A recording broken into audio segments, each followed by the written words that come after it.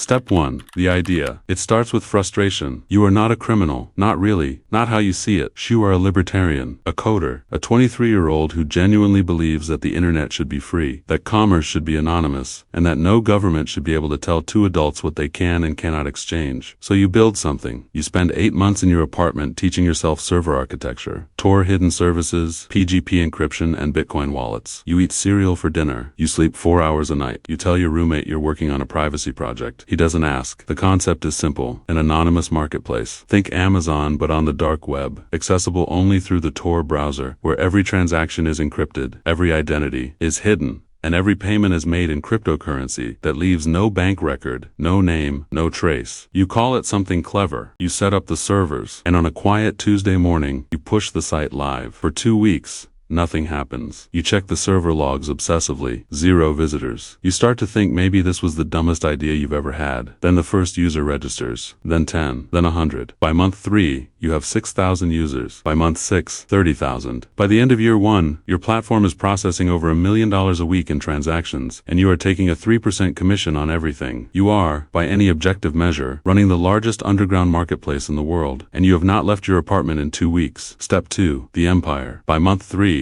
you have 6,000 users. By month 6, 30,000. Running a dark web marketplace is not what most people imagine. It is not dramatic. It is not exciting. It is mostly customer service. You wake up every morning at 9 a.m. and you open a virtual machine running Tails OS, an operating system that exists entirely in RAM and leaves 0 trace on your computer when you shut it down. You connect to Tor. You log into your site through an onion address that only exists inside the dark web, and you go to work. Your day is filled with dispute tickets. A vendor claims a buyer filed a false refund. A buyer says their order never arrived. Someone is threatening to post vendor information publicly. Your moderators, 3 people you know only by usernames, in countries you've never confirmed, handle most of it. But the big calls come to you. You are the judge, the mayor, the CEO, the IT department, all at once. And the money is extraordinary. You are 25 years old, and your Bitcoin wallet contains what would be, depending on the day's exchange rate, somewhere between $2 and $18 million.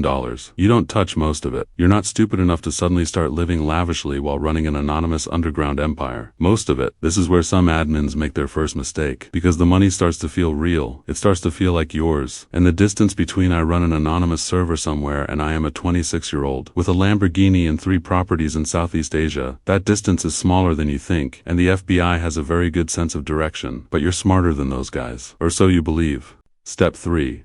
The fortress. Your OPSEC operational security is, by any standard, extraordinary. You never access your site from home internet. You use a VPN, then Tor on top of that, then a virtual machine, then another VPN inside the virtual machine. Every payment you receive gets run through a cryptocurrency mixer, a service that takes your Bitcoin, breaks it into hundreds of tiny fragments, shuffles them through thousands of wallets, and reassembles clean coins on the other side, with no traceable chain back to the source. You communicate with your moderators only through PGP encrypted messages. You have never spoken a word to them. You don't know their real names. They don't know yours. Your username to them is 2 letters and a number that you chose at random. If any one of them is arrested tomorrow, they cannot give investigators anything more than a username and an encrypted message history that would take the combined computing power of every government on Earth approximately 300 years to crack. You have read every takedown case in dark web history. Silk Road, Hansa, Dream Market. You know exactly how each one fell. You have studied their mistakes like a professor studies failures in his field. You know that Ross Ulbricht, the founder of Silk Road, got caught because he used his real Gmail account to advertise his site in its early days. A rookie mistake made before the stakes were real. You would never do that. You know that Alexander Kaisis, the admin of Alphabay, got caught because his personal Hotmail address was embedded in the welcome emails sent to every new user who signed up. A single line of automated code, his real name, his real email, sent to 200,000 people. You would never do something that stupid, would you? Step 4. The paranoia. 18 months in, something shifts. You can't name it exactly, but the logs look different. Certain vendor accounts are behaving strangely, placing orders, then immediately leaving reviews before delivery could possibly have happened. A moderator you've worked with for a year suddenly goes quiet. A user account that's been dormant for 6 months reactivates and starts browsing very specific vendor listings in a very specific order. You know what the FBI does? You've read it in court documents, public records from cases they've already won. They deploy what they call network investigation investigative techniques, essentially malware embedded in the site itself, designed to capture the real IP address of anyone who visits a certain page. They create fake vendor accounts to gather evidence. They get friendly governments to mirror your servers before shutting them down. They ran the Hansa marketplace for 27 days after they seized it, secretly operating the entire dark web market themselves, while quietly collecting the real names and addresses of every vendor and buyer who used it. 27 days. They pretended to be you for 27 days, and by the time users found out, 40,000 pieces of identifying information had been handed to agencies in 30 countries. You start sleeping less. You check your server logs 3 times a night. You change your cryptocurrency mixer. You tell your moderators to pause all operations for a week while you audit the entire system. Everything checks out. You breathe. You tell yourself you're being paranoid. The system is clean. The OPSEC is airtight. You are wrong. Act 5. The mistake. Here is how they found you. It wasn't a dramatic hack. It wasn't a supercomputer cracking your encryption. It wasn't a whistleblower, a double cross, or an inside informant. It was a configuration error on a server you set up 2 years ago, before you understood the stakes. A server that, under normal operation, never revealed anything, but which, when sent a very specific type of diagnostic request, responded with your real server's IP address, before the Tor routing could intercept the query. One IP address. That's it. That's the entire crack in the wall. On that single address, a team of FBI cyber agents working alongside Europol, Interpol, and law enforcement in 6 countries spent the next 4 months building a case. They traced the server to a hosting provider in Eastern Europe, a hosting provider that, under a mutual legal assistance treaty, was legally required to hand over customer records. The records pointed to a payment made with cryptocurrency that had been mixed, yes, but not perfectly. A tiny residue of transaction history.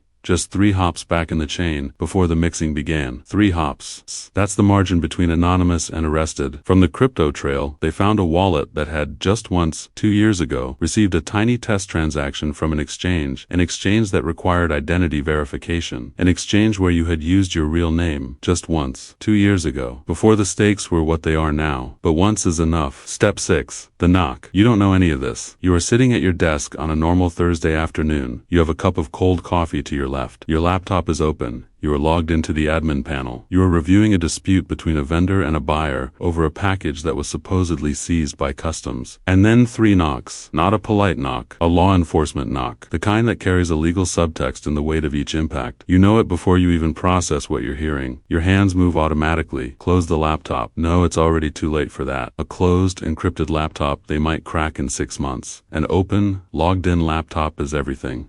You hear the door splinter. They don't wait for you to answer. Federal agents don't ask twice. They're in the room before you can breathe.